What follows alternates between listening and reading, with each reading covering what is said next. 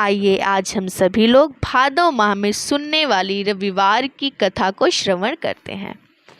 प्राचीन काल में एक बुढ़िया रहती थी। वह नियमित रूप से रविवार का व्रत करती थी। रविवार के दिन सूर्योदय से पहले उठकर बुढ़िया स्नान आदि से निवृत्त होकर आंगन को गोबर से लीपकर स्वच्छ करती थी। उसके बाद सूर्य भगवान की पूजा करते हुए रविवार व्रत कथा को सुनकर सूर्य भगवान का भोग लगाकर दिन में एक समय भोजन करती थी। सूर्य भगवान के अनुकंपा से बुढ़िया को किसी प्रकार की चिंता एवं कष्ट नहीं था।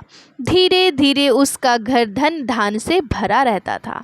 उस बुढ़िया को सुखी होते देख उसके पड़ोसन उससे जलने लगी। बुढ़िया ने कोई गाय नहीं पाल रखी थी, अतः वह अपने पड़ोसी के आंगन जाती और बंधी हुई गाय का गोबर लाती थी। पड़ोसन ने कुछ सोचकर अपनी गाय को घर में भीतर की तरफ बांध दिया। रविवार को गोबर ना मिलने से बुढ़िया अपना आंगन नहीं लीप सकी।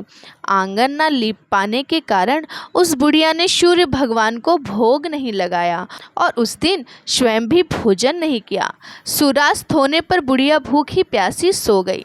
प्रातः काल सूर्योदय से पूर्व उस बुढ़िया की आंख खुली तो वह अपने घर के आंगन में सुंदर गाय और बछड़े को देखकर हैरान हो गई। गाय को आंगन में बंधा देकर उसने जल्दी से उसे चारा लगाकर खिलाया। पड़ोसन ने उस बुढ़िया के आंगन में बंधी सुंदर गाय और बछड़े को देखा तो वह उससे और अधिक जलने लगी। तभी गाय ने सोने का गोबर किया। गोबर को देखते पड़ोसन की आंखें फट गई। पड़ोसन ने उस बुढ़िया को आसपास ना पाकर तुरंत उस गोबर को उठाया और अपने घर ले गई तथा अपनी गाय का गोबर वहां रखाई। सोने के गोबर से पड़ोसन कुछ ही दिनों में धनवान हो गई। गाय प्रतिदिन सूर्योदय से पूर्व सोने का गोबर किया करती थी और बुढ़िया के उठने से पहले पड़ोसन उस गोबर को उठा ले जाती थी। बहुत दिनों तक बुढ़िया को सोने के गोबर के बारे में कुछ पता ही नहीं चला। बुढ़िया पहले की तरह हर रविवार को भगवान सूर्यदेव का व्रत करती और कथा सुनती रहती थी। लेकिन सूर्य भगवान को जब पड़ोसन की चालाकी का पता चला तो उन्होंने तेज आंधी चलाई। आंधी का प्रकोप देखकर बुढ़िया ने गाय को घर के भीतर बांध दिया।